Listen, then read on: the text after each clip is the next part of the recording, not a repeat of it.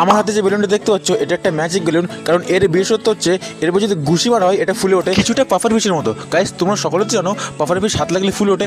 চলো বন্ধুরা দেখে নেওয়া যাক এর বিশেষত্ব কী কারণে এটা ফুলে উঠলো। তো কথা মানে ভিডিওটা শুরু করা যাক। তো প্রথমে গাইস আমরা কী করবো, আমরা একটা বেলুন নিয়ে নিয়েছি এবং এর উপরে আমরা একটা স্কেচ করে নিয়েছি এর চোখ এবং নাক। গাইস দেখতে পাচ্ছ কিছুটা এরকম করে, এটা একটা জাস্ট স্টাইল। এবারে গাইস আমরা কী করবো, একটা ইনো নিয়ে নিয়েছি এবং গাইস একটা ধূপকাঠির প্যাকেট। এবারে কী করবো, এটাকে আমরা সমান মাপে এটা কাটবো। গাইস দেখতে পাচ্ছ কিছুটা এভাবে আমরা কেটে নিচ্ছি।